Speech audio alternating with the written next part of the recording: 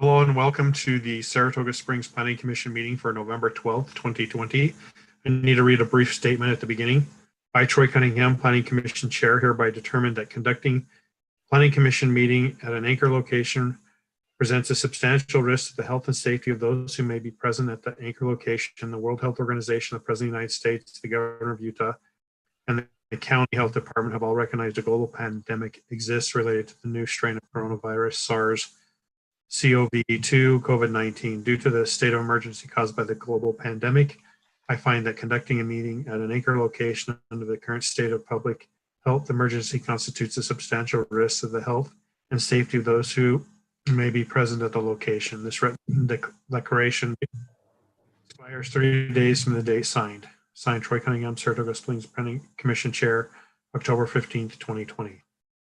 I've asked Commissioner Audrey Barton to lead us in the Pledge of Allegiance. Go ahead and take over, Audrey. Okay, if everybody will repeat the Pledge of Allegiance with me, please. I pledge allegiance to the flag of the United States of America and to the republic for which it stands, one nation, under God, indivisible, with liberty and justice for all. Thank you, Commissioner Barton. Roll call. I believe everyone is here. I didn't get any messages that people wouldn't be attending. And we have staff here with us this evening as well. The first item is going to be a business item, Canton Ridge preliminary plat located west of Rocky Ridge Lane, Fieldstone Homes applicant. And who will be presenting that is Gina with us this evening. Yep, I am here. I'm just pulling it up, so give me just 1 second. Okay. Gina, who are the applicants that I need to make? The applicant is Julie Smith. Okay, all right. I will promote her to panelist in case there's questions that are needed from her. So Julie, you are welcome to have on your camera and just have yourself on mute during the presentation.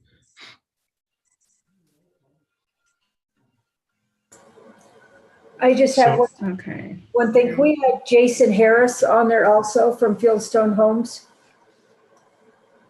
It doesn't look, he's not listed under the attendees, so I don't know if he registered to participate. Did he register, Julie? Yes, he did. He said he did. If not, I'm fine. Okay. Okay, I'm just getting ready to share it here, so give me 1 second.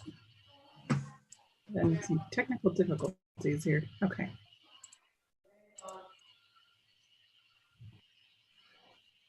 Whenever you're ready, Gina, go ahead and right. take over. Okay, can you guys see the screen?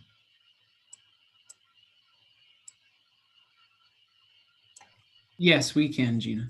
Okay, thanks. Okay, I can't see how I can turn on my video. There we go. Okay, let's see here. We have Canton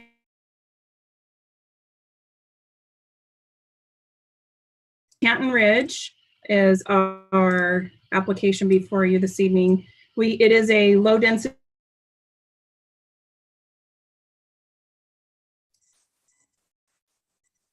Gina, can you hear us? Hey, Gina. Gina, you're freezing up. residential application or preliminary plat application from Fieldstone. They are the applicants. Gina, Yeah. Can you hear me? Yes, I can. Cut your video. Yeah, probably cut your video. Yeah, can you hear me? Yes, but you're Okay. lagging a bit. Cut the video. That may help.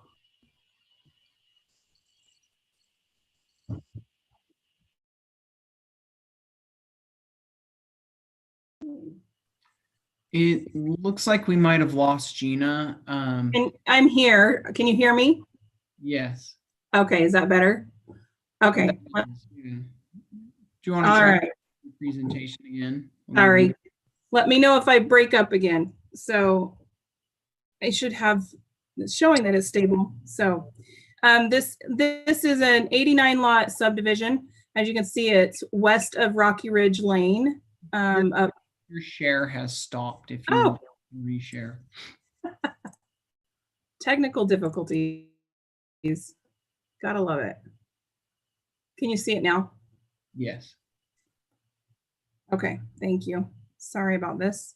So it is west of Rocky Ridge Lane, and you'll see that they own all of this whole square here. Well, not all of it, but the majority of it. This here will be where you see the A's. That's the future. Oh goodness, my brain just went dead.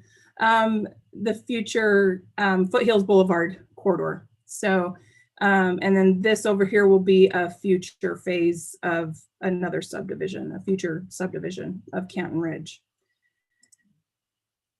Let's see here. So here is the preliminary plat. It is, like I said, it is 89 lots with a trail along the future corridor and a park that connects to Fitness Park, just to the east of it. They plan to phase the development, and so we'll have phase 1, which includes the park and all of this here, and the detention basin. And let's see, I can give you a better look at this here. So phase 1 is the park. Phase 2 is over here to the north, phase 3 and phase 4. Phase 4 will include the connection, the trail connection along this easement. It's over UDOT property, so they're still working through some of those details. But in order for the city to take over the park, because it does not meet the 5 acre minimum, they had to have a connection between the trail to the north along here down to the city park. So, and the park also had to connect into Fitness Park, and I'll show that to you here in a second. So just to go into the landscaping details, you'll notice that up here is the detention basin. That is just open area, an open grassy area. And then they have a connection here into the trail. And this is part of the master plan trail system that will run along the frontage road of the Foothills Boulevard whenever that gets put in. And so we have the trail that goes along there. And then just each section of this, oh, I have a blank slide. Each section of this, they have little pockets of, with different things, benches and so forth along the trail and connections into the subdivision.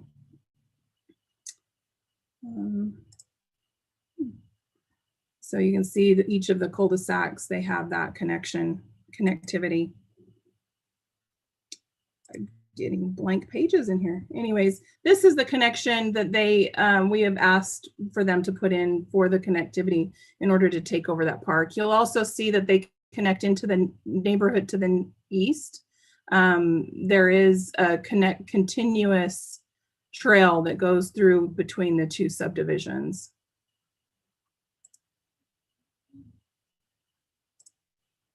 This here is the park. You'll see down here to the south end of it that we've asked them to connect to Fitness Park. So we have a contiguous connection through with our trail system.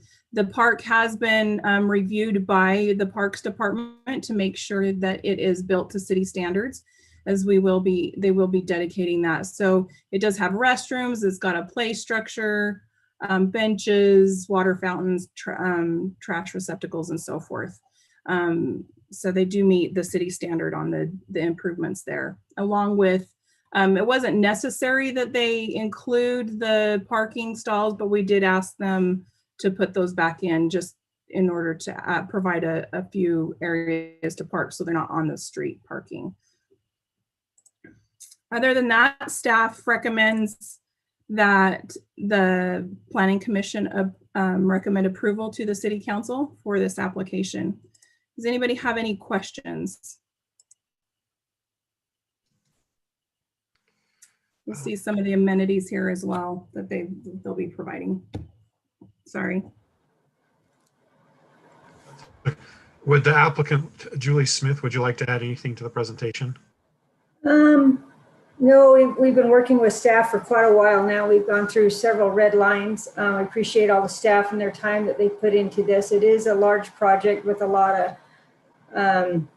little issues with the trade of the land with the city and UDOT purchasing the future corridor. So it's been a long time coming, and we're happy to finally get here to Planning Commission. So we thank you for your time. Okay, thank you. I'll go ahead and turn this over to the Planning Commission for questions. And usually I start with Ken. So I'll go ahead and turn the time over to Ken if you have any questions or comments. I just have a couple, thank you. On page 2, under paragraph G, general plan, it says here, the second sentence says the land use element of the general plan defines low density residential as 1 to 4 units per acre. Yes. But on page 1, under the land use designation, it says medium density residential. So That was a mistake. I apologize. I thought I caught that because I remember reading that and I thought I had changed that. So I apologize. It is low density. It's low density. Okay. Yes. All right. No problem. And then because this is I just always do this to get it on record, but because this is an administrative action, I'd like to ask the applicant, would you be willing to comply with all the conditions in the city staff report? Absolutely. And then also Jason Harris is also on, if you wouldn't mind turning on his mic. But yes. Terrific. That's actually all I have. Thank you. Thank you. Thanks, Commissioner Kilgore. Any other commissioners have questions or comments they'd like to ask the applicant or staff? I would just say thanks. This is a long time coming, and I really like where this is going, and we're glad that it is where it is now. So thanks for your persistence and patience and work, your good work here. That's all I'd say. I am curious, what is the barrier between, is there a fence between those cul-de-sacs that dead end into the Mountain View corridor? Yes. What is that barrier, if any, there? Yeah, there's a fence there that came up on one of the reviews. I didn't see that view, and that's an indictment of I me. can't remember, that came up because we have a basketball standard there. And so Oh yeah, okay, I remember that. Standard, yeah. You mean here, No. Bryce? Are you talking about? Yeah, Or in just the park. right there where there's cul-de-sacs, dead end. What is that? What's the Yeah. boundary or the barrier between the road and the walkway? So there's not. There's So none, so okay. people can, yeah. So people can access the trail from these cul-de-sacs. Right, but so there's they no can- fence. There's no sound barrier. There's no fence. There's nothing slated No. there. At least not No. until Mountain View comes in. And if there Right. was, Mountain View would provide that. Yeah, Mountain View corridor, there's going to be this Mountain View corridor will have a frontage road. So this trail that's right along here, you'll see it right here. This here is a frontage road that will be along this area as well. So there will be probably a sound barrier, but it'll be closer to the corridor than. Okay, that's all. That was just a question for clarification. Thank you. Yep. Okay, thank you, Commissioner Anderson. Do we have any other comments or questions from the commission? The only thing I was going to add to this or ask a question when I was going through this, I talked about the lots meeting the minimum size, but then I couldn't find a map that had the lot sizes on them. Did I not include that? That was. I couldn't find it. Okay, that is probably my fault. The preliminary plat, I can pull that up if you wanted to see it. They did. I did go through that with pretty much with a fine tooth comb on it because there were some lots that were smaller before. So they did bring that up to standard. Okay. Troy, do you want me to email it to you or would you like me to pull it up? No, It's up that's to you. okay. I just wanted to bring it up. Okay. That's okay. Yeah, they did do meet all of that. So Actually, Troy, could I add one more thing? Go ahead. I just want to thank the applicant for fixing, making all those non-complies or could complies into complies. It almost looked like you rushed to get it done, which is terrific because it just makes it easier for us. You know, less debate, less yeah, it's an easy pass that way. Thank you. Thank you for doing that. Okay, if we don't have anything else in the commission, I'll go ahead and entertain a motion at this time. I move that the planning commission forward a recommendation of approval to the city council for the Canton Ridge preliminary plat located at west of Rocky Ridge Lane based upon the findings and conditions in the staff report. Anderson, We have a second. motion from Commissioner Kilgore, and we have a second from Commissioner Anderson. Any question on the motion? Okay, we'll go through the roll call backwards. We'll start with Commissioner Wagstaff. Aye. Did you say yay? Sorry. Yes. Said Okay. aye. Commissioner Ryan, Yay. Commissioner McConkey, Yay. Commissioner Barton, Yay. Commissioner Anderson, Aye. Commissioner Kilgore, Commissioner Cunningham, yay. So that's unanimous. Thank you for your time. Thank you so much, everybody, in your time. All right, move on to the next item, which is a public hearing. Update code title 1912 subdivisions, city initiated. Is it Maren that's presenting this? Sorry to interrupt. Was there a need for to see if there was public comment on that last? No, that was the business item. Okay. The next, sorry. this one is a public comment item. Perfect. And I haven't received any public comment on this next item Okay. or need for the meeting so far. So. All right. So this next item, the city code, who's presenting that one? Is it Maren or? I think I am. This is Maren. Okay, go ahead. The time is yours. So this is 19.12 with the subdivisions, correct? Yes. Okay, this was at the request of Kevin and he could not attend tonight. So I am presenting it for him. Basically, this is a very simple fix. It should originally, this area of code should have been applicable to all developments, and it got put in the wrong area. So we're just fixing it.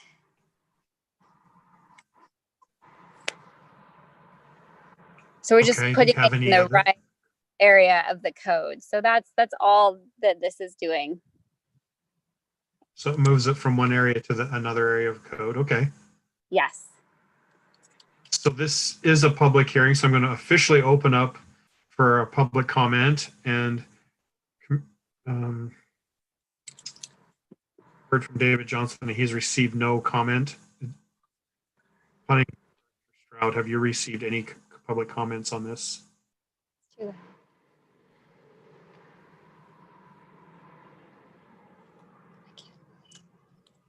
You cut out there for a second, Troy.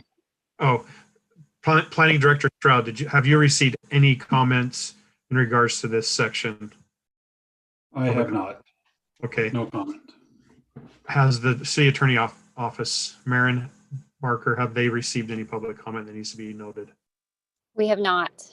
Okay, so I'm going to close public comment. I'm going to go ahead and open this up to the Planning Commission for any questions that they have.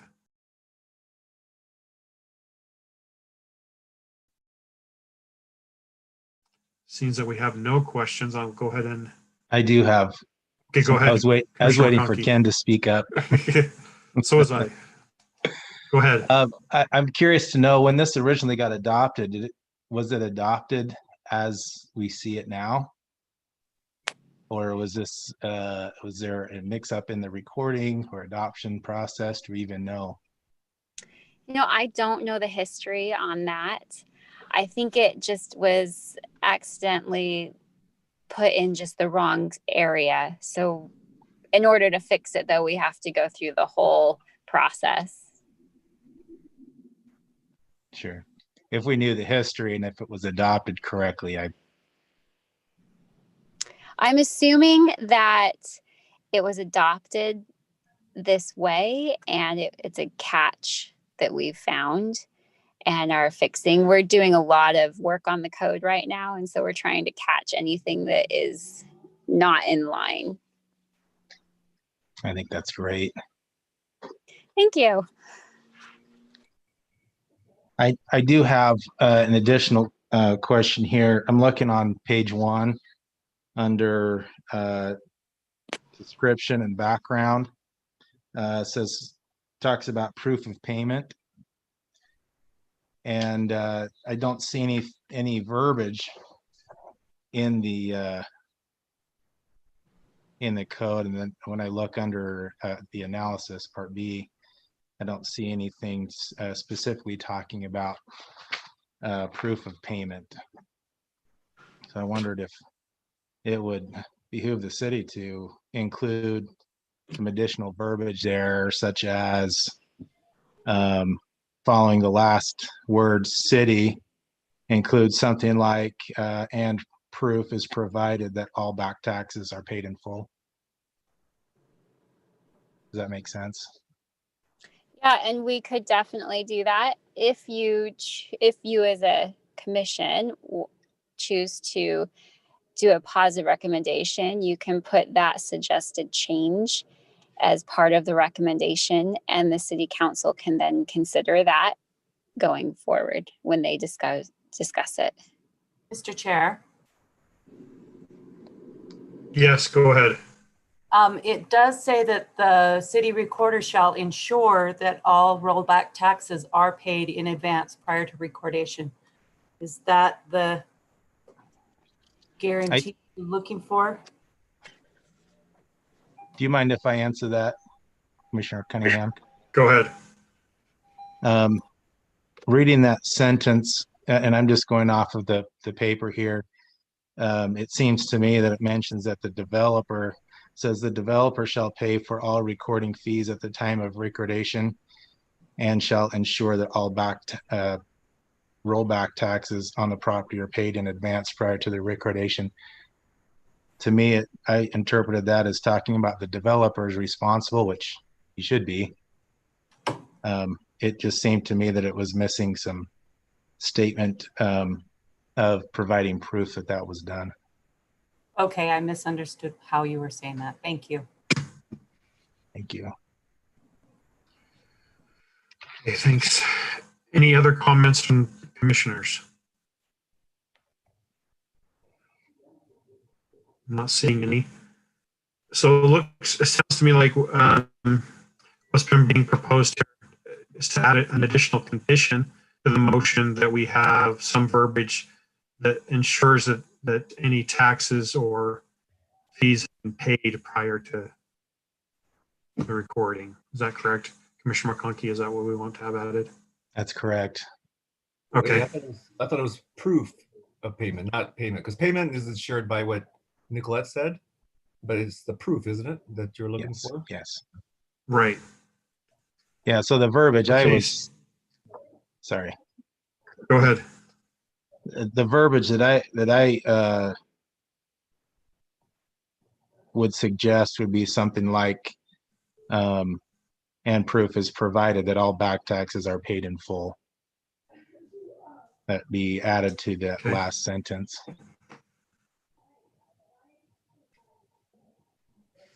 All right. So I'll go ahead and open for a motion. I'd be happy to make that motion. Go ahead. Based on the evidence and explanations received today, I move to forward a positive recommendation to the City Council for the proposed amendments to section 19.12.3 with the findings and conditions in the staff report dated November 5th, 2020, and additional condition that we add the verbiage and proof is provided that all back taxes are paid in full be added to the last sentence at the end. So we have a motion from Commissioner McConkey. Wagstaff, second. Commissioner Wagstaff with the second. Any question on the motion? This is Commissioner Ryan. I do have a question on the motion. So can you read that final full sentence for me then altogether on what you're proposing to add, Commissioner McConkey? Absolutely. the final sentence would read, no final plat shall be recorded unless and until the plat is properly approved, signed, and accepted by the city, and proof is provided that all back taxes are paid in full. Thank you. Is that appropriate verbiage? Should that say rollback taxes? I did a little bit of research on this, the back taxes this week. Am I using the correct verbiage? Anyone? Aaron, I think that would be for her. You know, at this point, it doesn't really matter the exact verbiage you use, because the city council, basically, you're just making a recommendation that the city council consider adding in that any additional language dealing with Correct. that taxes are being made or have been fully paid. So really the exact verbiage you want to include is not too particular right now. Okay. All right, so we'll go ahead and vote on this, and I'll start at the top with Commissioner Anderson. Aye. Okay, and then Commissioner Barton, Aye. Commissioner McConkey, Aye. Commissioner Ryan, Aye, thanks. Commissioner Wagstaff, Aye. Commissioner Kilgore, Aye. Commissioner Cunningham, aye. Okay. Pass. We'll move on to the next item. This is a business item, Utah Lake Estates preliminary plat, located approximately 3500 McGregor Lane. Nigel Burstow is the applicant. Yeah, And who do we have that's presenting on this one? that would be me, Gina. Okay. Go ahead, Gina, take it. All right, can you see my screen? Yes, I can. Okay, so the application here is Utah Lake Estates. It is another low density residential subdivision. It is a subdivision of 12 lots with some open space along the Utah Lake shoreline trail. We have the applicant, like you said, is Nigel Bristow from Diamond Creek Development. I believe LeGrand is from, I'm looking for my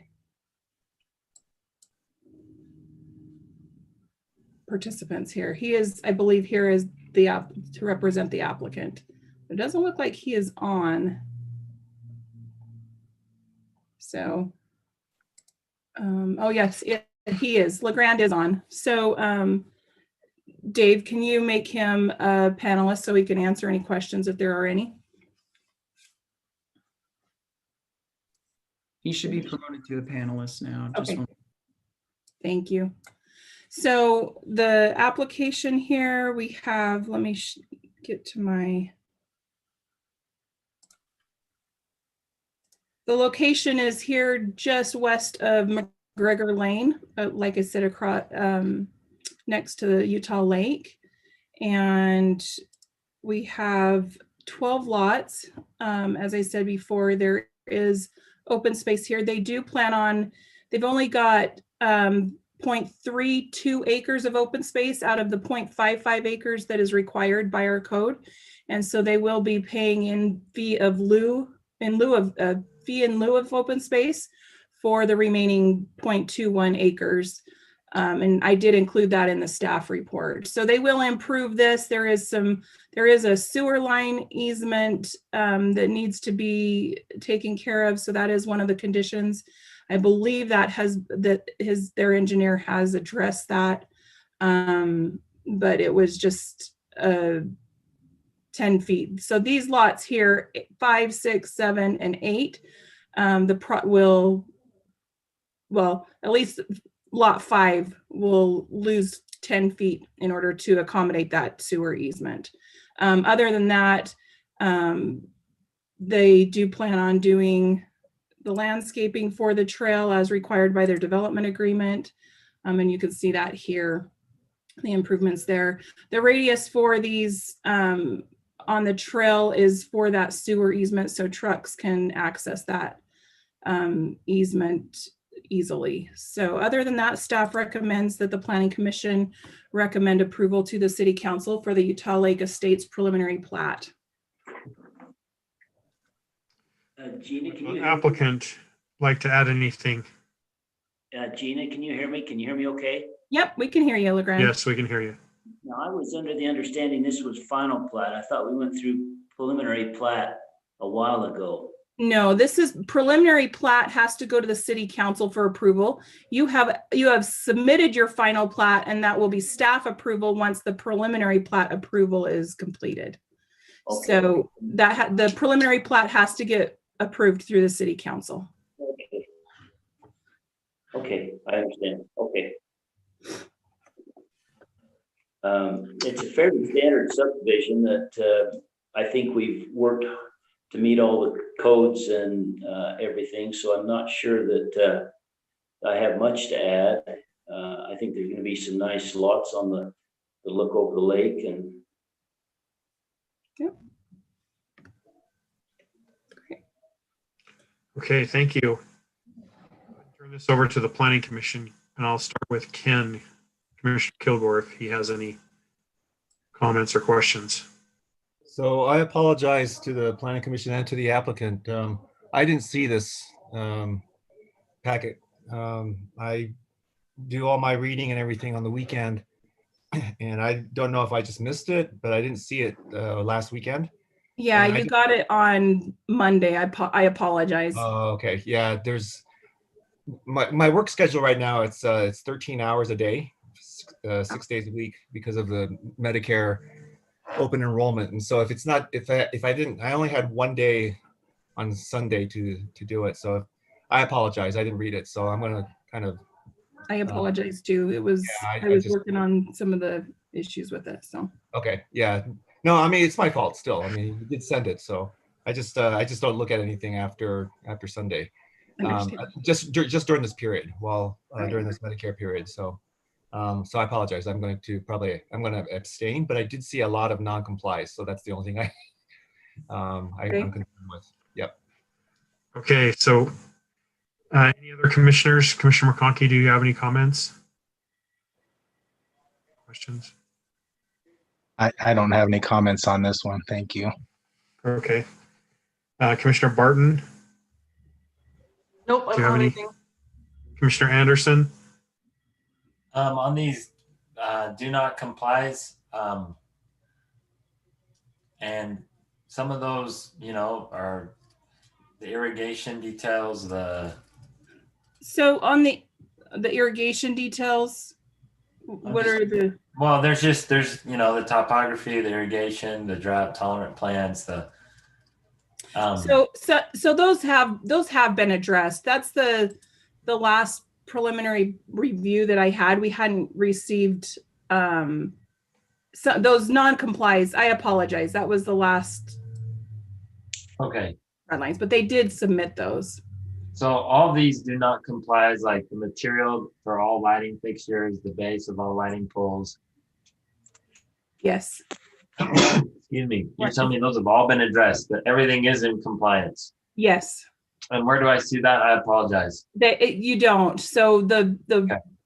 Preliminary plat that I had received at the time that I submitted the staff report, I had not got those changes back. That's what I was working with and working towards, and then why it didn't get out until Monday. And so just some miscommunications, but the engineer has sent those to us and they do comply. So you're telling me that on my sheet, all these do not comply are now in compliance? Yes. Sorry, I keep sneezing. I'm allergic to this plat for some reason. Yes, all of those I'll take your word for it. And I don't like doing this, but I mean, Gina, if you say if you and the rest of the staff are okay and this complies, then I don't have any other comments. But what I'm looking at, there's a lot of flags here initially, but if you say there aren't, and he is compliant in all these others, then I don't have any other comments. Okay, thank you, Commissioner Anderson. Commissioner Ryan, do you have any comments you'd like to add or questions. No, I think Commissioner Anderson was well-spoken in his comments. I had many of the same feelings, and I just when I received this, I was just comparing it to business item number 3, which we have already addressed this evening. And as much as we can get these type of reports to kind of mimic that was so helpful to see where things have been addressed and gone through. And this one obviously didn't quite make the cut in time, and it's all obviously understandable with demands on Gina's time and jobs. So I'm thankful for Commissioner Anderson and what he said. Those were all of my concerns as well. And I'm happy to take Gina's word for it that it's been addressed and we can move forward if she's comfortable and if Director Stroud's comfortable as well. I am comfortable with what's been presented. You know, the big thing, obviously looking at preliminary plats, is there's a lot of square footage there, the road widths, the open space, the amenities. You know, those are the primary objectives, I think, of looking at the preliminary plat. So, and also, and that's one of the codes, just our conditions that we have in there, that all other code requirements shall be met. These are the non-compliant ones that you've seen are code requirements. So it's not something that they can forego, and it's not something that I'm overlooking either. I have brought those up with the applicant and they have complied with have returned the application. I just didn't get it in to the staff report. So. For the record, if I could, Chair Cunningham, I would say it's nice to see these properties come in that are more than a quarter acre or half acre. And I agree that this is going to be it looks like it has potential to just be an outstanding subdivision. So we're excited. And any reservations I had is looking off antiquated documentation. That's all. I don't want my concerns to damper our what's potentially going to go in here. So that's all.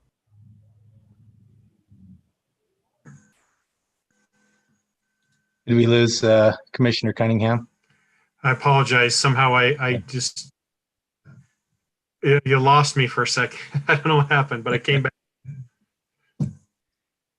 Do you mind if I say something or ask you a question? Go ahead and say something. This brings up a question I had as I looked at this one. I noticed also all the non-compliances, and I wondered if we could, if it would be fitting to go over the looking at a preliminary plat and what things that the Planning Commission should be focusing on, I guess.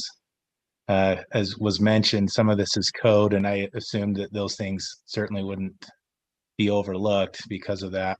Could we, because I'm personally just slightly unclear and want to be sure that I understand what this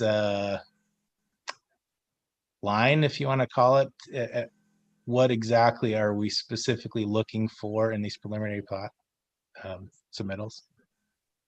You're just looking to make sure that the proposed plat meets. Well, let me turn my video on if I'm talking here. Get it on the right screen. There we go. Yeah, you're looking primarily. Okay, does this proposed subdivision meet Title 19 relating to lot size, open space, the amenities, that sort of thing? You're kind of it's an administrative process. You're kind of like a second check on staff. You know, we've done the review, we processed the application, we told the applicant in the process, hey, you've got to correct these things. This is what you have to do to make it compliant and whatnot. And so we then send that on to you. So you're essentially like a second check. And of course, preliminary plats are going to the city council. So in a sense, that's the third check. And so you're there to verify that what the applicant is proposing meets the ordinance. Thank you. So in large part, a lot of the staff reports, while it's good for us to notice and so forth, in large part, that doesn't necessarily have to do with what you just mentioned. Am I off on that?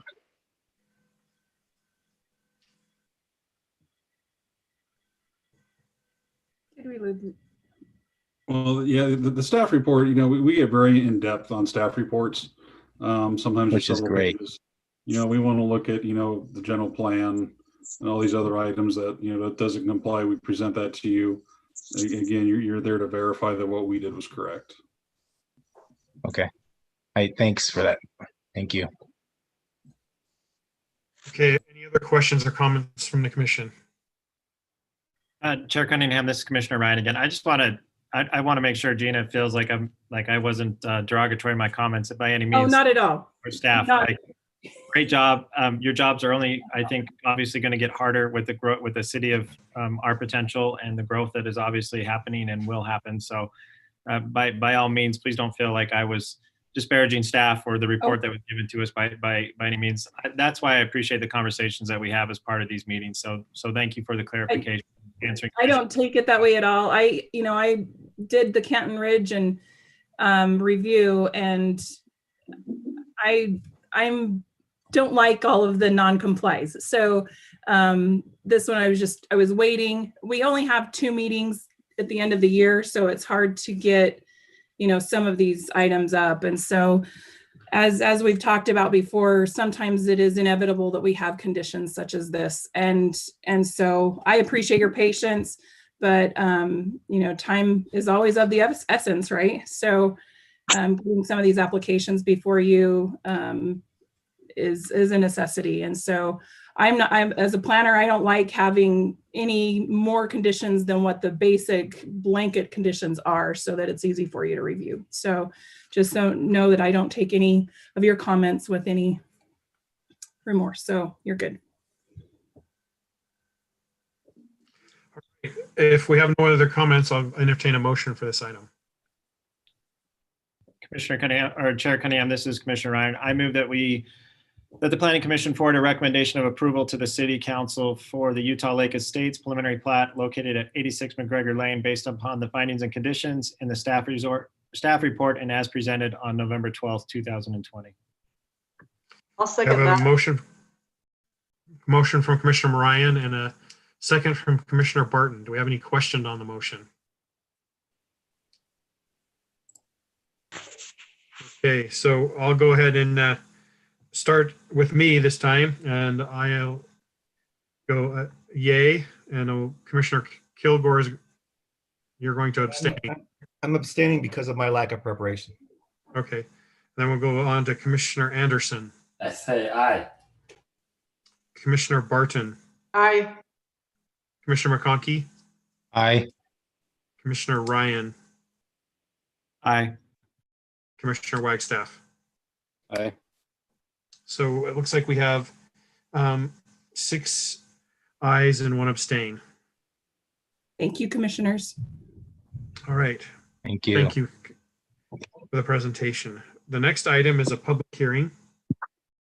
The Crossing, Village Plan 3, located at the southwest corner of Market Street and Woodward Road. The Boyer Company is the applicant. And who is presenting this one? That would be Dave Stroud. Okay. Turn the time over to Planning Director Stroud for this item. Commission, we do have the applicant Wade Williams in attendance here.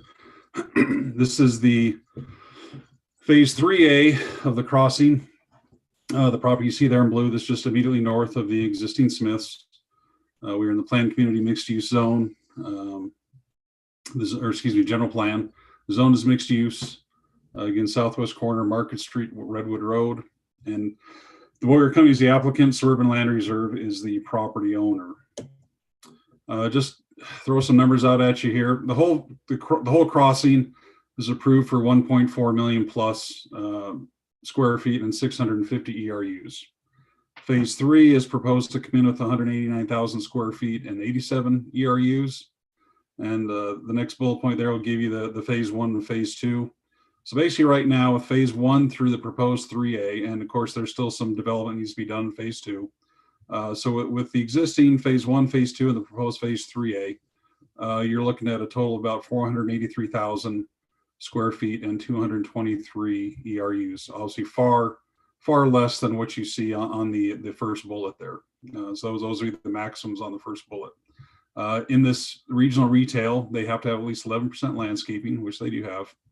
The DAP identifies open space types, and they're proposing the Parkway Boulevard open space type and the DAP place type of regional retail. And they're proposing 769 parking stalls. This chart here just kind of builds on what was previously stated. So you can see phase 1 and phase 2. Again, this is just the purpose of giving you the square footage and the ERUs.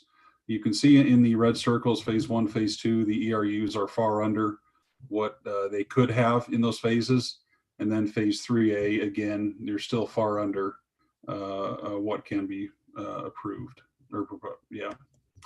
The site plan you see here, right now, the green they're looking at, that will be their phase 1. They do have an anchor tenant to come in for that building.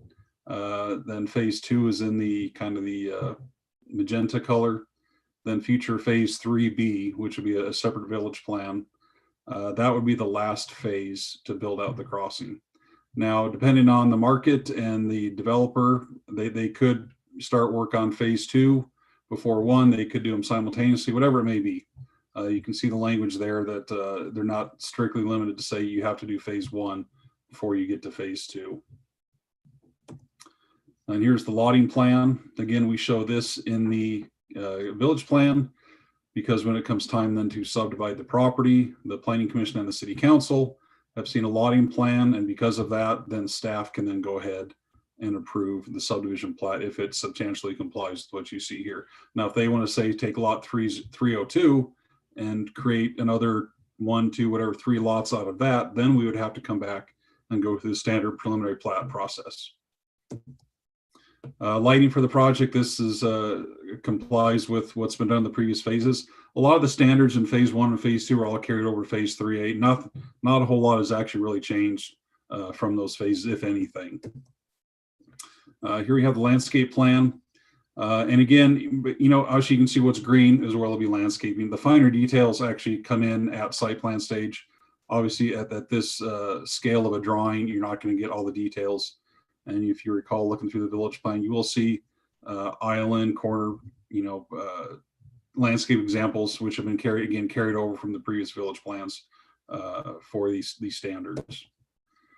The roads you see identified as public, private, and existing private. The pedestrian plan, we do want good pedestrian connectivity to trails, to the Redwood Road Trail, to access other locations. You can see the pedestrian corridors within the parking lots themselves to get people to use those instead of walking down lanes. That's typically a common requirement in standard commercial zoning. But we do want to provide those accesses for all the individual paths, which will then shown there in the blue. The signage plan, basically monument signs, 2 pylon signs at the entrances. There will be a project identification sign. And again, the existing pylon sign you see in the green. Signage examples, these carry over from the previous village plan, so these shouldn't be anything new to you. All right, now we're going to get to the architecture. You can see there are some actually named businesses. You can see there Ross Dress for Less, Hobby Lobby. These would be the main building you see in phase 1 that has the multi-tenant building along the east side of the property. Excuse me, west side. Architecture continued. And again, the way the code's written, as carried over from village plan to the community plan, these are examples. As long as the proposed buildings meet the standards, there could be some variation on these buildings. And of course, we do have Chick-fil-A coming in. Their proposed elevations you see here. Material legends gives you the types of materials, the colors that will be used, on the tenant portions. And then staff recommends approval with the findings and conditions contained here and in the staff report.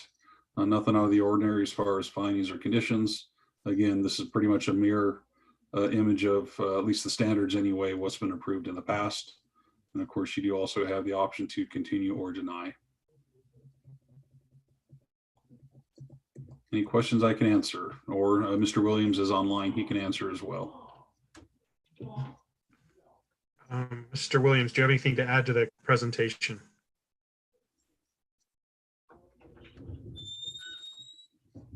Are you done? Can I bring you food? You're on mute, Mr. Williams. Come on. Wait.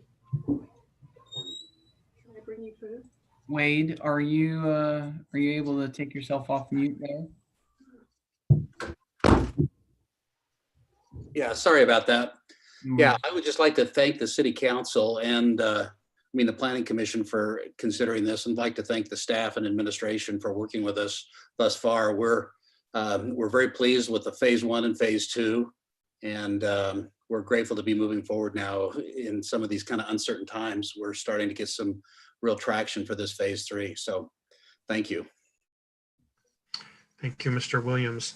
This is a public hearing, so we're going to open this up for any public comment. David Johnson, did you receive any comment from the web, from the public on this? No, we didn't receive any public comment. Planning Director Stroud, did you receive any comment from the public? I did not.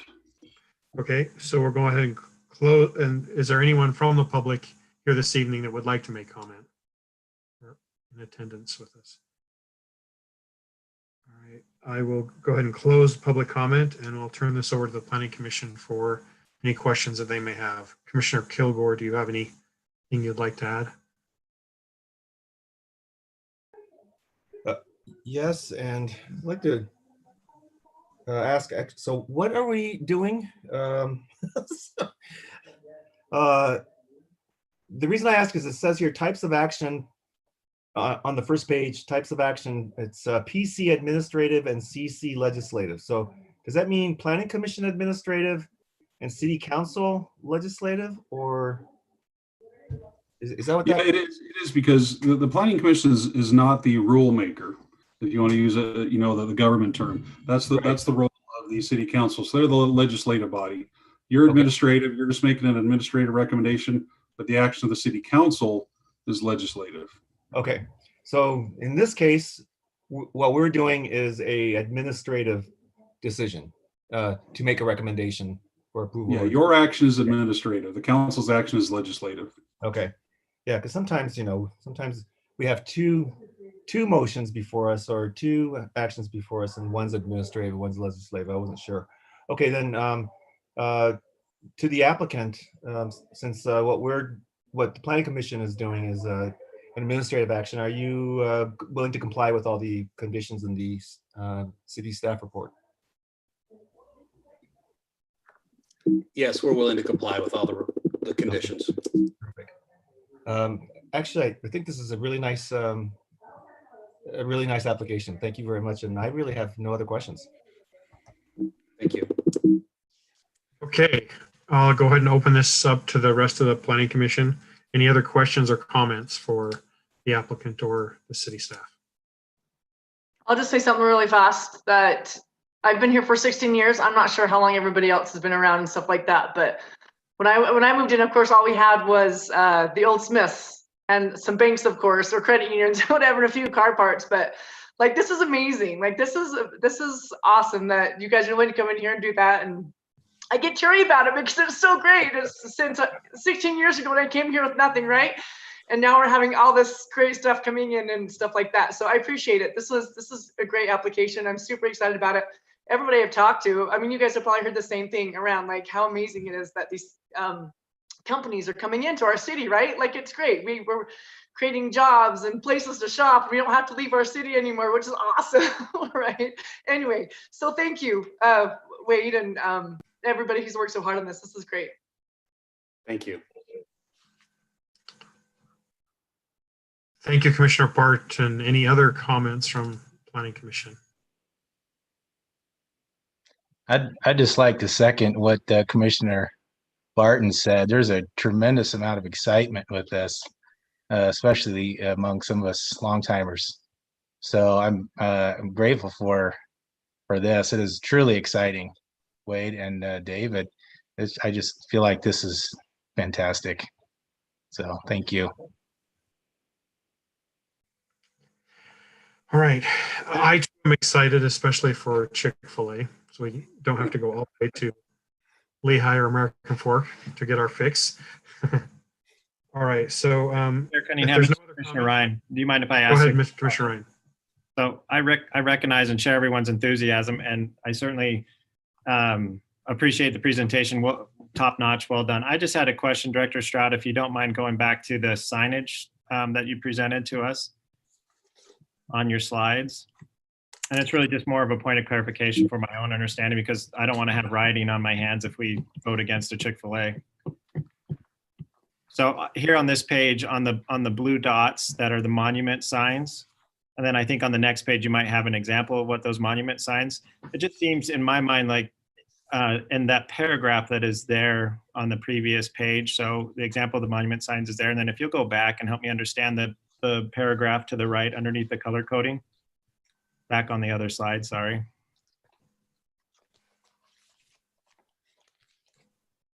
Director Stroud. Oh, right there.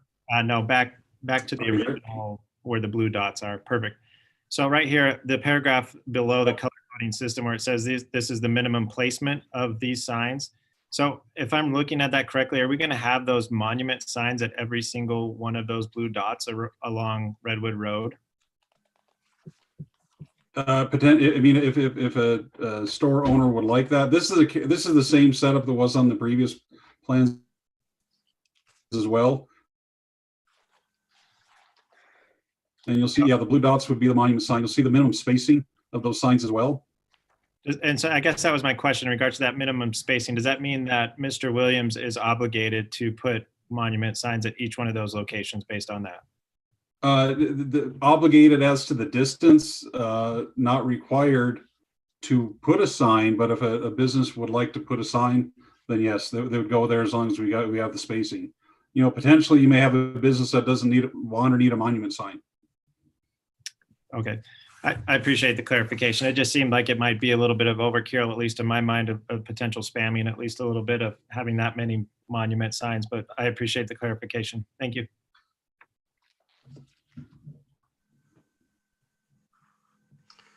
Any other questions for the Planning Commission or comments? I will go ahead and entertain a motion at this time then. Forgive me, can I ask one question? And Yes. this is probably more for just some information that might come from staff. This particular intersection, the south intersection, with the current struggle for north turning traffic, is there some plans to do something with that as we increase the traffic flow through that intersection? I can answer that question. Thank you. Just making sure I'm good. I'm on video and audio. There's nothing more that can be done at that particular intersection, but what will happen is this road that goes through the project will allow people to reroute themselves up to the Market Street intersection where there is a light. So that's how it'll be solved, is people will just decide that it's more convenient to move over to the light for northbound movements. Okay, that answers my question. Thank you, Gordon. Sure. All right. If there's no other questions or comments, we'll go ahead. I'll entertain a motion. I'll make the motion. I move to recommend approval of the Crossing Village Plan 3A with the findings and conditions below. We have Commissioner Barton with a motion. Do we have a second on the motion? I'll second. Ken. Commissioner Kilgore with a second on the motion. Do we have a question on the motion? Okay, so we'll just go through here.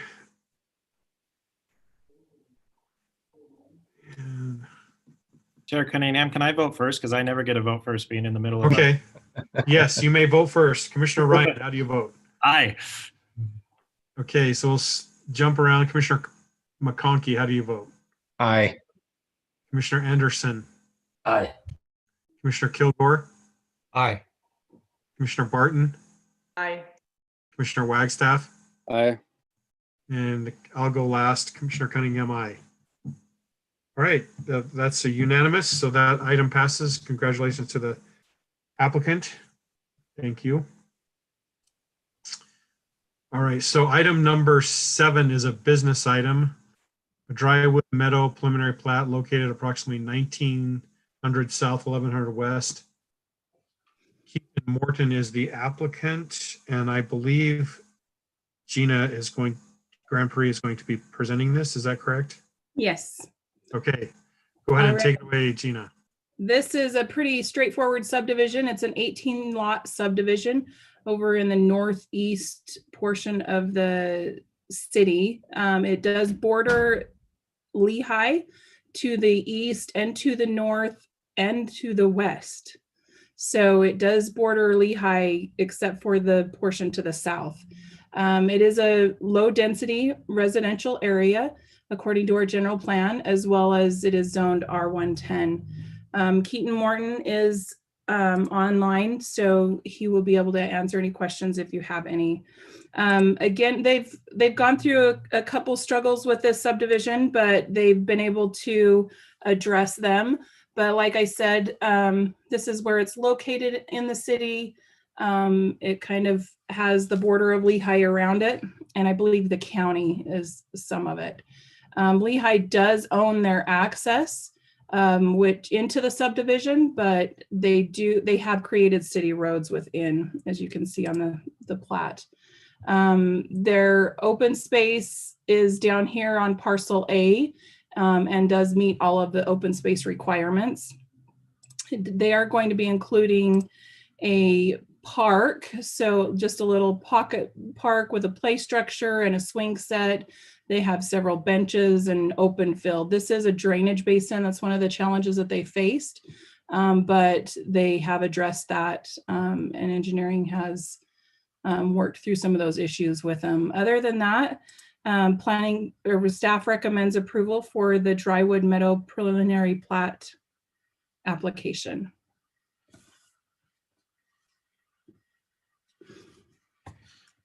Oh.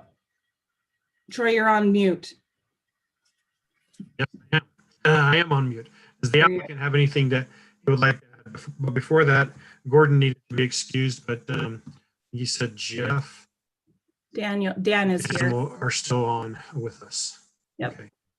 So does the applicant have anything you'd like to add to the presentation?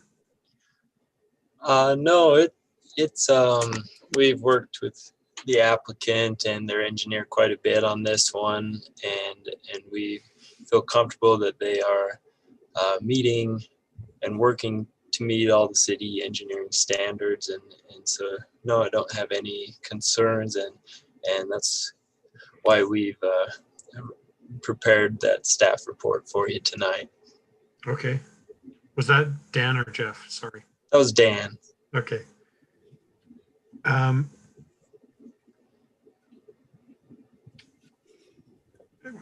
Mr. Morton, did you have any comments you'd like to add as the applicant? Yeah. Can you guys hear me? Yes. Awesome.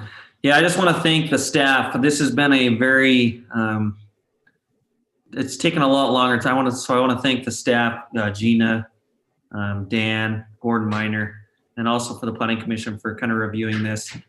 As Gina's mentioned, there's been a lot of challenging things to it just because it's on the border of Lehigh. So we've also made sure that we follow Lehigh's frontage requirements along 1100 West. So we've been in touch with them. We've gone through DRC with them. So we're making sure that we follow all of their requirements as far as the frontage along 1100 West. And then also just kind of dealing with neighboring landowners. The landowner that we're working with now on this property is awesome and amazing. So yeah, has a lot of challenges, but I'm confident in our engineer has been able to, and with the staff's help, it's been a team effort to kind of solve the problems on this a little bit more difficult piece, even though it's just a 6-acre piece. But yeah, so I just want to thank everyone. Okay. Thank you, Mr. Morton. I'll go ahead and turn this over to the Planning Commission. Any comments that they may have?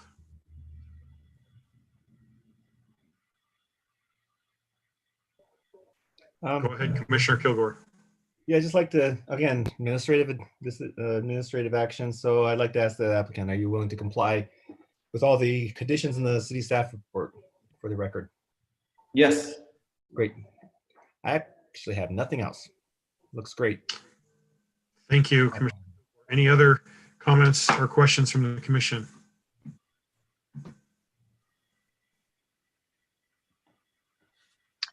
I have some questions. Go ahead, Commissioner McConkey.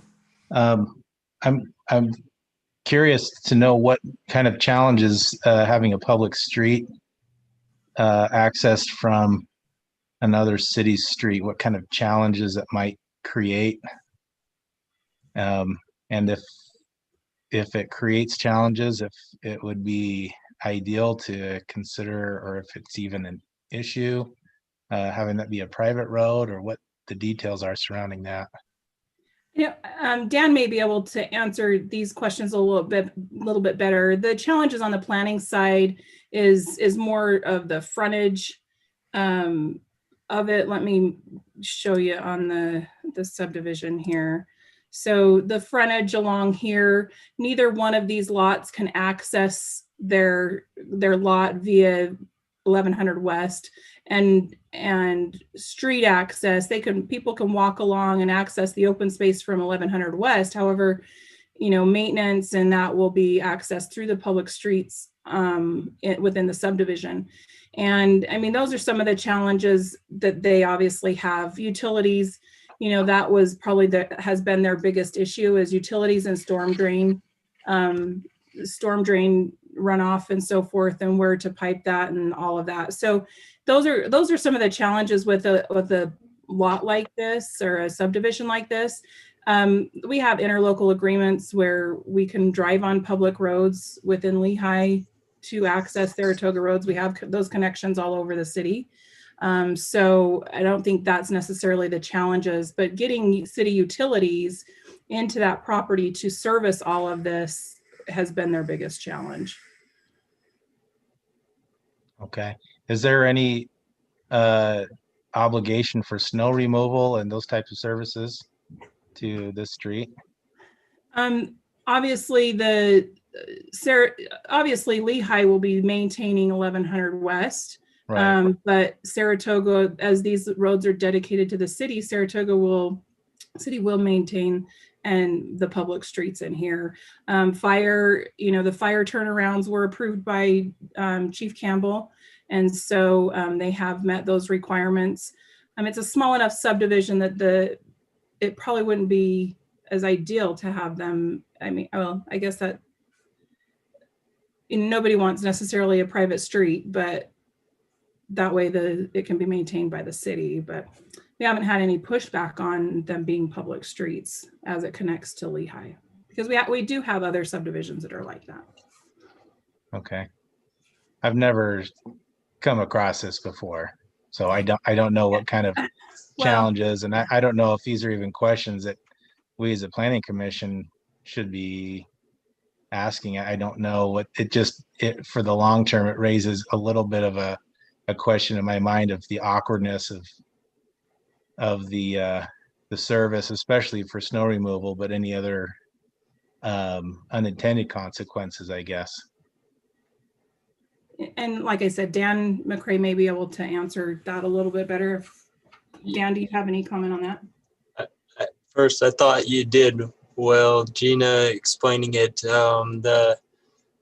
The applicant, Keaton, has involved Lehigh City, and they've had comments on that from the beginning on the frontage of 1100 West and how that right of way needs to be to Lehigh City standards, not Saratoga Springs. And they've done that. And my understanding through various emails is that it sounds like Lehigh, it's been pretty simple to work with and to and there, it lines up with another road there at that intersection. And this is really very close to, it's called Willow Glen in this city, another subdivision that the applicant worked on as well. And it's just around the corner. So, it's not very far out of the way to plow this until it connects permanently to one of these other subdivisions when they get built. Yeah, utilities basically are in these roads, and then they connect through the applicants getting an easement for on the west end to connect the utilities into Willow Glen, that other subdivision. So it's a little bit of a challenge, but not something that wasn't able to be overcome. Okay, thank you. I did have a question on the turnarounds. It mentions that those are temporary. Is that Correct. my understanding? And that Right. just during the construction phase of the subdivision, is that? Just until when the road continues on, both of those roads, whenever they continue on at that time, then the temporary turnaround will not be needed anymore. But it is a required improvement for the fire code and Chief Campbell. Okay. Thank you. Thanks for answering those questions. You're welcome. I had another question. We've had this a few times in the application review checklist. It mentions the 2015 IFC, and the state has adopted the 2018. Wonder if that might be updated in those forms. We'll make sure those are updated. And I had a question on number 9. Oh, no, that question was answered. That's all my questions. Thank you. Thank you, Commissioner McConkey. Any other comments from the commission?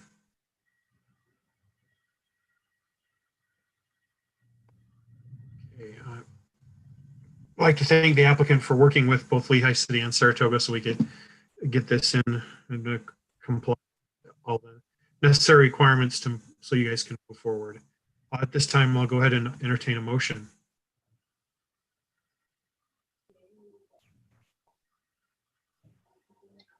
This is Commissioner Ryan. I move that the Planning Commission forward a recommendation of approval to the City Council for the Drywood Meadows preliminary plat located at 1900 South, 1100 West, based on the finding and conditions in the staff report and as presented this evening on November 12th, 2020. We have a motion with Commissioner Ryan. Do we have a second? I'll second that. Commissioner McConkey has with the second. Any question on the motion? Okay, seeing how I've been negligent of Commissioner Ryan, I'll let him go first again and vote. This is a very special evening. I appreciate it. Never again. I'm going to shake things up and say yay this time instead of aye as well. So yay. Okay. Commissioner Kilgore, I'll let you go second. Aye. Okay. Commissioner Anderson. Aye. Commissioner Wagstaff. Aye. Commissioner Barton. Aye. Commissioner McConkey. I've never been last before. It feels good. Aye. And then Commissioner Cunningham, aye for me as well. Oh, second to last. Sorry. Thank you for that presentation, Gina. And thank you, commissioners. Thank you. Okay, the next item is a work session. Amendments to Code 1903 and 3.04 and bylaws and rules of procedures for the City of Saratoga Springs Planning Commission. And I believe Marin Barker is going to be presenting this. Is this correct, Marin? Yes, it is. Okay, go ahead and take the time you need. Well, I'm hoping it won't take too long. I was asked to compare our city code, state code, and the Planning Commission bylaws to make sure that there were no conflicts among all of the different codes. And, you know, this happens. There were some conflicts. State code has changed some. Obviously, electronic meetings are now allowed and they didn't used to be. And so I made a nice little chart that shows all of the different language that was in different areas of our code and the bylaws. And so I made some suggested changes. Like before, I would like to point out that if you aren't comfortable with certain language, whether or not you recommend this for city council, at least for the changes for 19, you can make suggestions on what you would like them to do with it. So with that, I think you should have in your packet the chart of conflicts and also a red line version of Title 3 and Title 19 for suggested changes. And I would be open for any discussion, any questions you have. Okay, so this is a work session, and basically that means we can give informal feedback. Is that right? Absolutely. Okay. Absolutely. Yes. Just so you guys know, and I'll go ahead and I'll let everybody have a say. And I'll kind of start off with, I'm glad that you did this because there has been a conflict that I've known of for a while with the term of the planning chair. I think one place it said it's 1 year and the other place it said it was 2 years. So I'm glad that we're addressing that at this time. Right. So, and you guys can decide if you want it 1 year or 2 years. You know, I just kind of made a decision and put it in there. I was going to ask Maren how much Troy paid you to extend it to 2 years, which is 1 year. well, even under the way it's written, in the odd year, we would be changing. So it doesn't matter. It would change in the next month, January anyway. I had one quick, Chair Cunningham, if you don't mind, I had one quick thing that didn't quite make sense to me. Maren, it's on page 7 of the PDF. Under the suggested language that you provided for us under bylaws and rules of procedure under A, organization. The sentence with the addition of the language reads, the commission at its first meeting in January of each odd year, comma, the planning commission shall elect, and it just seemed redundant to name the commission and then the planning commission in the same sentence. So I'm wondering if we could just take the planning commission and put that at the first before the first clause and then just eliminate that, if that makes sense. I think that's a great suggestion.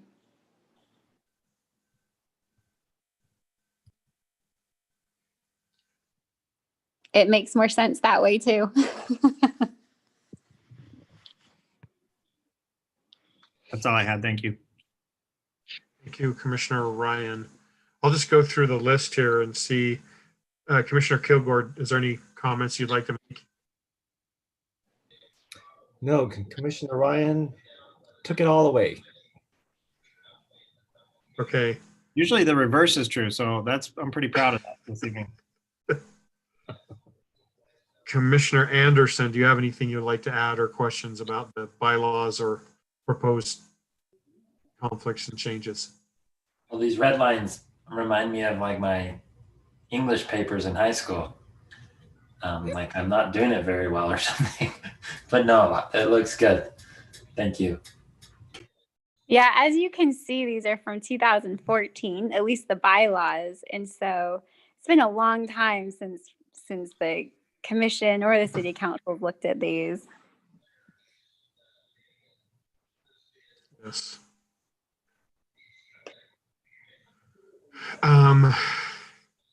Commissioner Barton, do you have anything you want to add?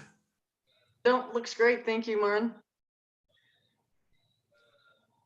Commissioner McConkey, do you have any questions or comments? I do. Go ahead. I live by code and how it's written and a lot of interpretation and so forth. So I get a little detailed oriented on these because that's what I live by, what I work by. I did have, looking at some of the verbiage, I think some of these changes are terrific and very much needed. And I'm grateful that you went through this, Maren, and we're working through this. I had some thoughts on under term of office 3.4.2. in the red line under term. I had some thoughts on this, but after I looked at all this, I wondered if we should be using the same verbiage as found in 19.3.51, which I don't have it right in front of me other than on my laptop here.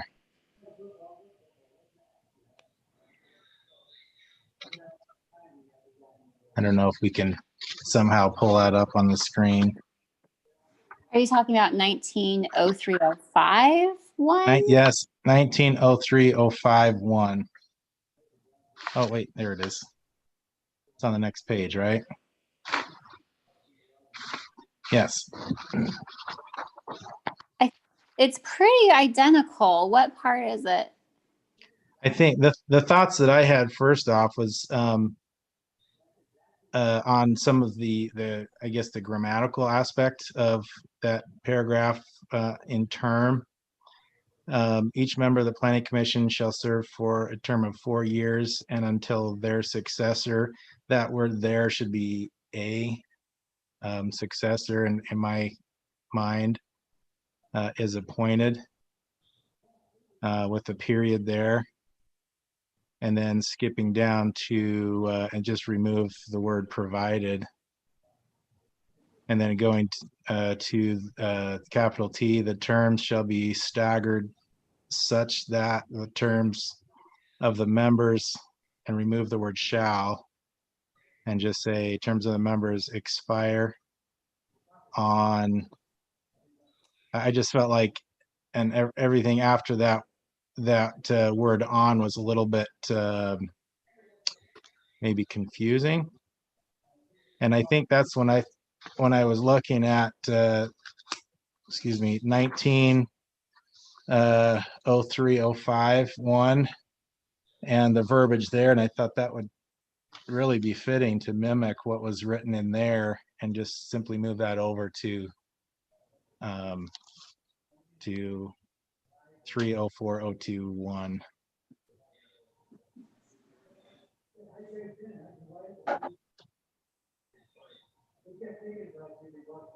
I'm pulling up both of them and looking at them side by side, so they're not in the PDF version.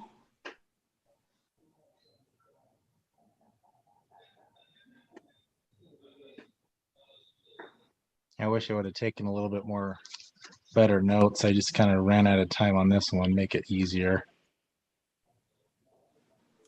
I mean, those are all suggestions you could make to City Council and ask them if they wanted to make changes to it.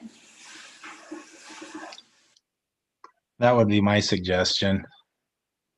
Make the, in my mind, make the code, city code more compatible, I guess, between sections. Well, I would like to ask then if, so what is the grammar book for the code, where if the subject is singular, do we use a plural pronoun? Because I know that English is starting to do that all over the place, you know, so instead of saying, so that we don't have to say he, she, we just say there. That's part. Sorry, go ahead. Yeah, so no, so I was going to say, if that's the direction that the code is going, then there's no need for change. If we are sticking to single subject, single pronoun, then we should go with what Commissioner McConkey said. But I know that things are. I know that English language itself is changing, and a lot of documents are starting to change that, and they're saying that's fine to use a plural pronoun so that we could avoid saying he, she for a singular subject. Maybe I need to take English again. Yeah. No, it stresses me out because I was an editor, but it's where it's going. So I don't know where the code is going though. So the code is headed toward more of a gender neutral place, and that was on our ballot. I think it was in Utah County as well, for the state code to actually go gender neutral. And so as we've been reworking this, we have been trying to take out any reference to he or she and make it them, their, or just refer to the actual, members, planning commission. And so it does make for some weird grammar, and I will give you that for sure. Well, it's okay. A lot of people don't realize that, we say things like you are a person, and are is plural, even though we are talking about a single person. So once you realize that English is full of that already, then it's okay. You just start to accept it. But it does matter. I think what Commissioner McConkey is saying is that we keep consistency within the code. So if we're moving towards that, then I think it's fine that it stays there. And I agree with the consistency. Definitely. I think looking at this, the important thing is that it's clear what the section is saying, and it doesn't need to certainly have perfect verbiage, but as long as the interpretation is clear, that's what bottom line we're trying to achieve here. So, but I would agree with that. So looking at in 190305, about midway through that section, it says the terms shall be staggered so that the terms of the members shall expire on different years when possible and on December 31st each year. I think that in my mind, we could take that sentence and move that over, copy that and put it in section 30402. So it is there exactly as you stated.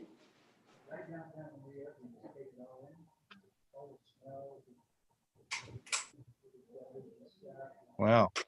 So I'm embarrassing myself, huh? No, I mean, I think you're doing a really good job. You're keeping me on my toes. Maybe I hurried through this a little too fast.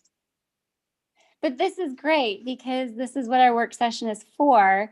And if I miss something, I need you guys to point it out. So this is really great.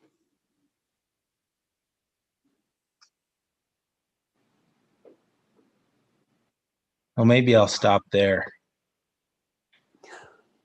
while I'm behind.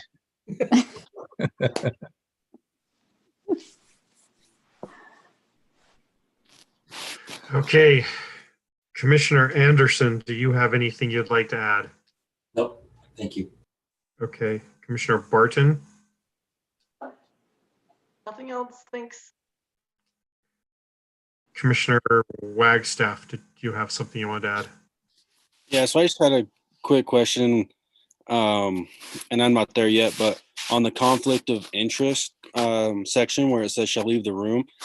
So I'm not planning on developing any land in Saratoga yet, but I would, if I end up developing it while I'm still on the planning commission, how does that work for a commissioner to be developing and be on the planning commission where it says that they shall leave the room as an applicant too? So you just could not be acting as a planning commissioner at that time. So you would have to recuse yourself. Leaving the room, you probably would want to have somebody else do the presentation for you to make sure that there's not even appearance of, I would say, maybe some persuasion that you're using being on the commission, but stepping away and also presenting. So I would suggest that having someone else in your firm or company do the presentation and you just not be in the room at that moment. And like I say, I'm not planning on it, but like my grandpa's 87, so you just never know. So I think hopefully it'll still be a long time before we develop that land though. So thank you. Just seeing your face presented would make me want to vote for it, so.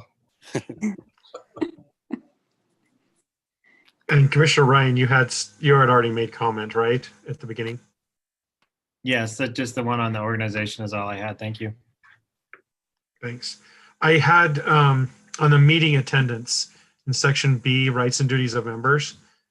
Any member desiring to be excused shall notify the chair at least 24 hours in advance.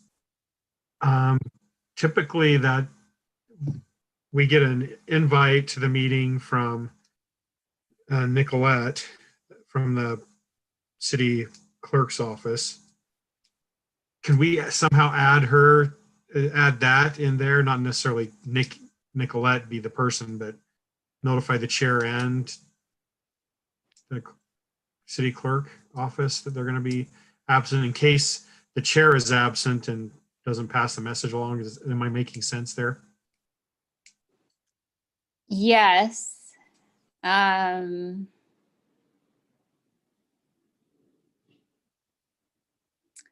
We could do that, or we could also say the chair or the vice chair.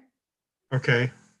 Since the vice chair steps into the place as the chair, I think that might be the next step. Okay. I know when I've been absent, I've always made sure that I respond to the agenda, the calendar item that's sent out, so that she knows, and then I typically try to let whoever's the chair know that I want. Yeah, we could add it. I think that could be something that's more of just kind of like a good practices type thing. Okay. I think we definitely need to let the chair know. I think letting Nicolette know is a great idea. But there has to be some formal, probably an announcement that so-and-so has been excused. And so that would have to be done by the chair. I'm not sure. Nicolette isn't the chair of the commission. So I think if we want to say to the chair and or the vice chair, if the chair is also going to be absent, and then good practices, probably let Nicolette know as well. Okay. That's all I had. And this is just a work session item, so we don't have any votes on this one. Correct. I add that in before it goes to the city council. So this will get noticed, and then we'll have another public hearing for it, right? Yes. All right. Commissioner Anderson, I think he had his hand up. Is there verbiage about leaving a meeting early? Technically, if you attend, even for 1 minute, you have attended the meeting. Or coming late? There's no, I don't know. I thought about leaving early today because it's my 2-year-old's birthday, but I'm not. I'm here. I'm going to stay back. I've thought about bowing out and sending Nicolette a message, but I was just curious, like, what's the kosher thing? Just the kosher thing to do, just we'll say best practices is if you need to leave early, let the chair know. And if there's something you really want to be involved in, the chair can rearrange and move that earlier for you to be involved in, and then you can leave.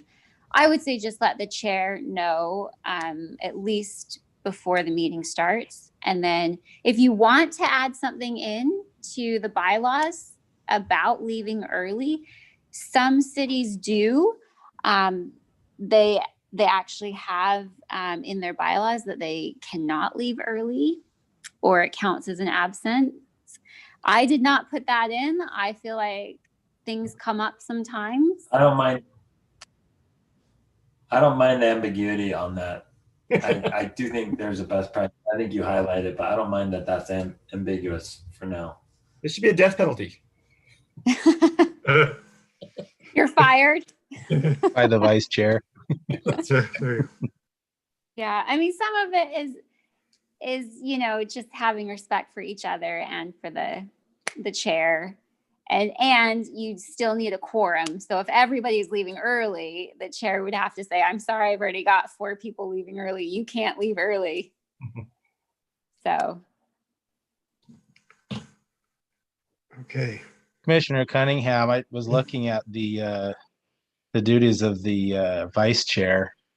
The vice chair and even a chair pro tem would perform all the duties and functions of the chair. And so it would seem to me that even in the verbiage of that's being suggested to notify the chair, and if the chair is absent, that the vice chair would then simply fill the role of the chair, and seems would still be applicable. Right. If you're notifying them before I sent an email and only the chair got it, who would know who's going to be here? Who would know who's going to be here or not? But I think it's best practice is to let to let Nicolette know right now, or whoever the city clerk is in the future that is over the planning commission. We I let think- the chair know and her know. Yeah, Go. we could clarify that, because if the chair is going to be gone, who does he need to let know? Right. So it would then, like Commissioner just pointed out, he would notify the vice chair. So we could clarify that, notify the chair and or vice chair. I think that would help. But I still think in practice, we need to let the city clerk know as well. Absolutely. Absolutely. Okay, so if we don't have any more discussion on this item, I'm good to move on to number 9.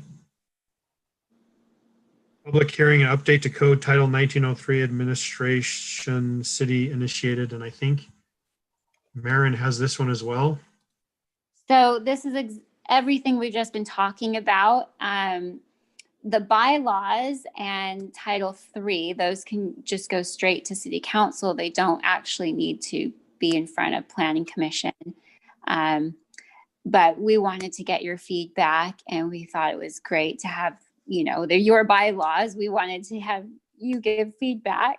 But Title 19 does need to come before Planning Commission, and it does have to do with planning. So we do need to have a formal hearing, a public hearing on this matter. So it is before you for code changes.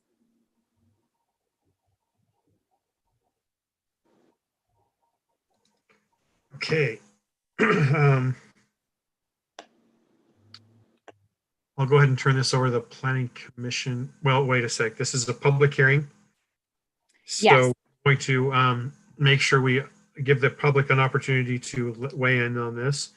So David Johnson, did you receive any emails or notifications from the public in regards to this item?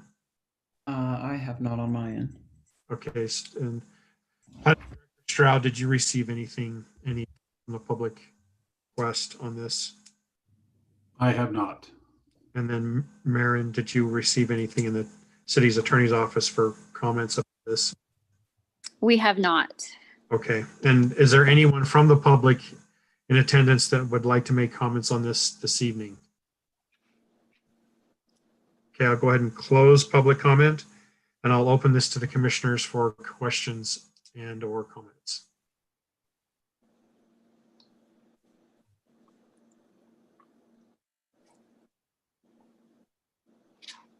Oh, can I ask a question, since it seems like I always do? Go ahead. Yes, Commissioner McConkey.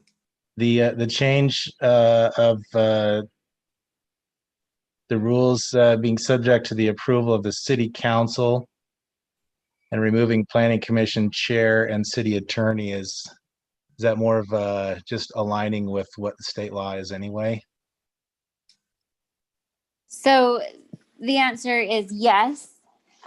State law requires the municipality to adopt rules and bylaws for the planning commission.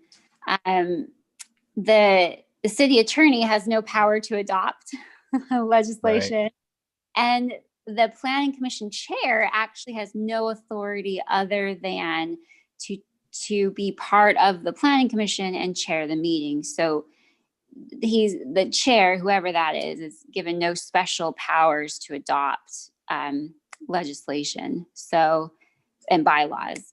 So that's why we took that out and put in city council, since that is the legislative branch of Saratoga Springs. It really is their duty to adopt bylaws. Okay, thank you.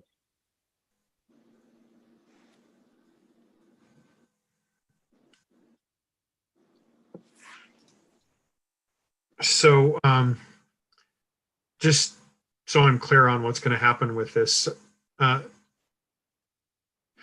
what we discussed earlier is going to come back to us and for us to approve it or adopt it, and then it goes to the city council for approval. Is that what's going to happen? I don't know if David Stroud wants to answer that, but I'll jump in. No, it will Okay. not go back to Planning Commission. From here, it will just go to City Council, and I'll make some of the suggested changes in the bylaws that you suggested, and Okay. other. But this 19, you will be forwarding a positive or negative recommendation to the City Council. And there's really just the two things that have changed, right? We're adding the verbiage for no more than 2-year consecutive 4-year terms, and then removing the city attorney and planning chair as the approval. Right? Correct. I have a question. It's along. Go ahead, Commissioner Kilgore. Yeah, along with Commissioner McConkey was saying. So I remember in some training things that we went to when I first started here. Originally the state law required that each municipality sets up a planning commission to create the land use, rules and regulations and ordinances, or not ordinances, but anyway, the regulations and the land use code. But I don't remember what happens with that. So the planning commission creates it, and then it goes to city council to be adopted. Is that how that worked? Well, if you want to get technical, the planning commission doesn't ever adopt code. So you can help work on it and give feedback, but legislation has to be adopted by the legislative body, which is the city council. Okay.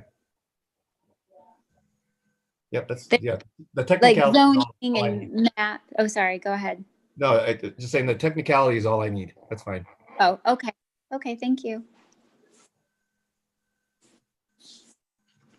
This has been really helpful, by the way, in my opinion.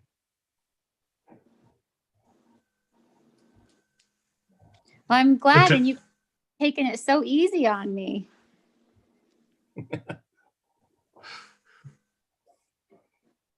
Okay, so if we don't have any more comments from the commission, we'll go ahead and open this for a motion. And thank you, Maren, for your just helping to lead us through the discussion of this, and your explanations have been great. Happy to be involved. Thank you. So based upon the evidence and explanations received today, I move to forward a positive recommendation to the City Council for the proposed amendments to sections 19.03 with the findings and conditions in the staff report dated November 5th, 2020. I have a motion from Commissioner Kilgore. Do we have a second on the motion? I'll second. Commissioner Anderson with the second. Any question on the motion? Okay, so I'll start with me. I'll do aye, and then we'll go to Commissioner Ryan. Aye. And then Commissioner Kilgore. Aye. Commissioner Wagstaff.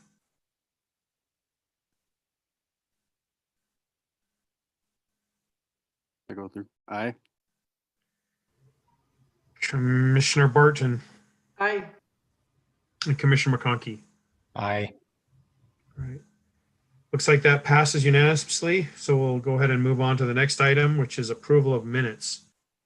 Has everyone had the opportunity to review the minutes? And I don't know if I've mentioned this before, but if you do have corrections, you can always send those into Nicolette, and she can have those added in before we have the meeting. Sorry, I was lazy. I had one correction. Okay, go ahead.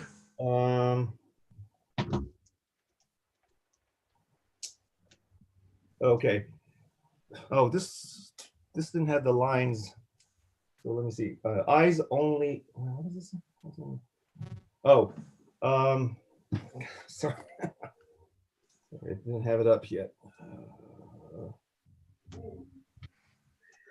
Where are the minutes? Oh, here. Okay.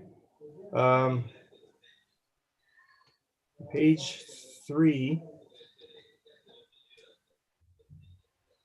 Oh, okay. On page 3, under section 5 for the motions and the vote, It says motion passed 6-0, but there were 7 voting. Oh, is that right? Oh, Oh, yeah, right. 6 of us are your hero Ryan's- support. Yeah, Commissioner Ryan's vote wasn't registered, looks like. okay, so Commissioner Ryan was there for that. I'm sorry, I wasn't at that meeting, so he was Yeah, there he, for that he vote? was there because he seconded the motion and then Oh, his look at vote wasn't counted. Okay, And then I have another one. Page 5.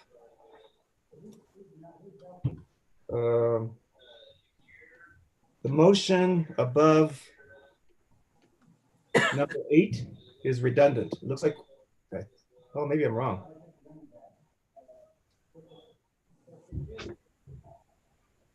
You know what? it looks like they made a new motion. I apologize. I thought it was redundant. It's not. When I was reading it, it looked like it. And now when I look at it, it's not. And then number 5.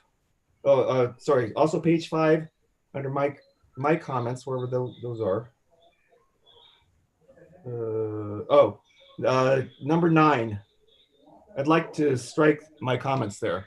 I wasn't actually I did not ask for an impact study to be done on bees. I was giving an example about it. And so I did not ask for some kind of a study or anything. So if you would strike that. Completely out of context. Okay, That's it. Thank you, Commissioner Kilgore. Do we have any other corrections that need to be made on the minutes? All right, I'll go ahead and entertain a motion.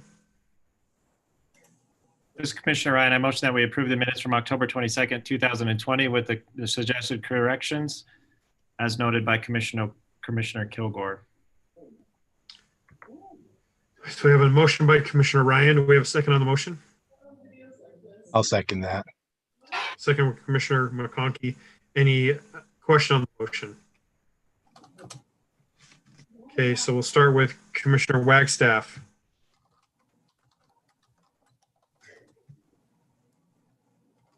Aye. Okay, and then Commissioner Ryan, Aye. Commissioner McConkey, Aye. Commissioner Barton, Aye. Commissioner Anderson, Commissioner Kilgore, Aye. and Commissioner Cunningham, aye. All right, the minutes are approved with the corrections. We'll move on to any commissioner comments this evening. Can I say something really fast? Yes, Commissioner Barton, go ahead. I want to apologize for getting a little emotional. But I also want to say when I first moved here, for years, all the talk was Saratoga Springs is so hard to work with. No one wants to move out here. Businesses don't want to build here, all that kind of stuff. Like that went on for a long time. And so I just really appreciate, and I don't know, I didn't check into it enough to know exactly what, if it was hard and that kind of thing, if businesses were having a hard time, meeting all these standards and stuff like that. But I really appreciate now, I mean, look what we're getting. I feel like it's so great for our community to have jobs for our kids and for the adults, people who want to stay here, to be able to shop here. And again, like it's amazing what we're seeing and stuff like that. So I just wanted to apologize for being so crazy about it, but also just to thank the city and everybody there for the changes and everything that's coming. Like it's great. Thank you, Commissioner Barton. Any other comments from commissioners this evening? I just want to say that Commissioner Barton doesn't need to apologize. That when we moved here, even getting in and out of the city was an absolute nightmare. And so I think it's fully appropriate, just the complete change. And certainly there's been a lot of frustration in the process, but the complete change has been exciting, really has been exciting. And for one, I'm really looking forward to spending more money in the city and not in our adjacent cities. So that's been something I've been looking forward to for a long time. Yes, I like to echo your comments, Commissioner Barton and Commissioner McConkey. And the staff, I think it really reflects very well the staff that we have. And David Stroud and David Johnson and Marin, Mark Chesley, I know does a fantastic job, and all the staff working together, Gordon, everyone just working together to make this happen is tremendous, in my opinion. Thanks, Commissioner McConkey. Director's report, Planning Director Stroud. Time is yours. Well, Commissioner McConkey, that's kind of a good segue about spending more money in the city, because Monday at 10 o'clock, the liquor store opens up. So spend away. We as staff, some of the staff today, some of the council and the mayor, were invited to the liquor store to walk through it, talk with the DABC members there, and you know, just kind of see the operation there and what they've got. So we spent, and Terry Wood, who's the, Dave, you can correct me if I'm wrong, Director of Communications maybe for DABC, was there. We were there at his invitation. Yeah. So he was taking pictures and showing us around. So it was good to walk through and see that. Couple of things that answers I got from them today. Statewide last year, anybody have a guess on how much they did in sales? Yes.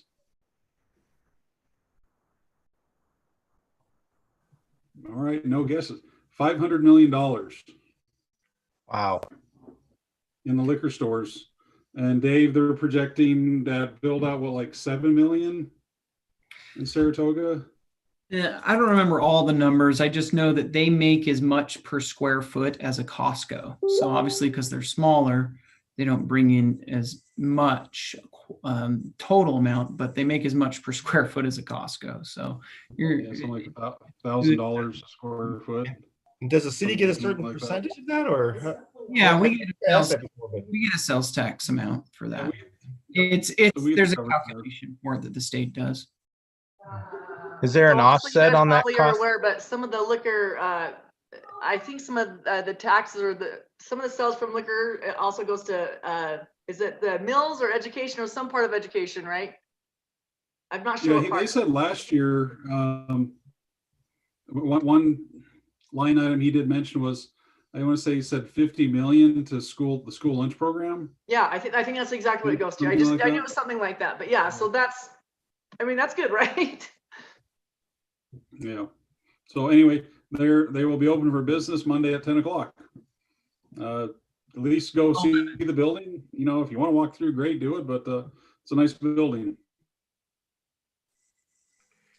Also, we have the pleasure of Commissioner Kilgore and Commissioner McConkey for another 4 years. The City Council and the Mayor saw fit to let them stay on the Planning Commission for another 4 years. There was no voting controversy. They were unanimously voted in again. So congratulations to those two. So another 4 years. I want to know which City Council members wouldn't have voted. So also, I've kind of neglected this, but working on putting a training together with Laura from HR to do a video training on some videos put out by the Utah League. They are usually all about an hour long. I want to say there's 3 of them.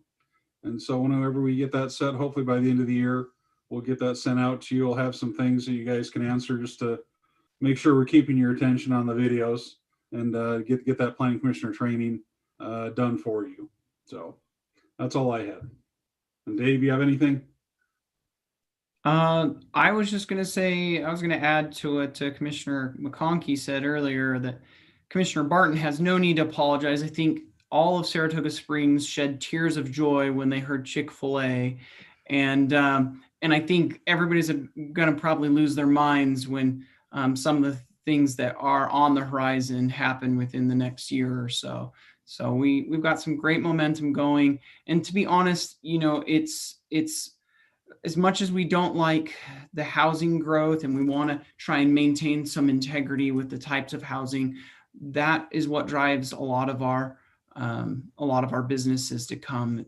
It's an interesting balance you have to maintain. So, you know, we got some great things coming. And I think what was said earlier too about changes, when I got here 3.5 years ago, there was still a lot of that angst over how difficult Saratoga Springs was to work with.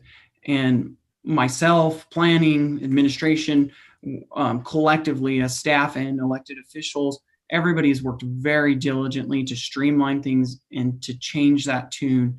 And at least in the commercial side of things, I've definitely seen a lot different flavor in the tune of attitude. Nobody's ever 100% happy with cities and all this code and nuances they have to work through, but it's definitely night and day difference from when I first got here. So we've got a lot of good things going. Thank you, Commissioner Stroud and David Johnson, for those comments. Do we have a need to go into a closed session? We do not. Okay. Then this meeting stands adjourned until December 10th, 2020. Thank you all for attending. Thank you. Thanksgiving. Thanks, everyone. Yes, happy Thanksgiving. Happy Thanksgiving.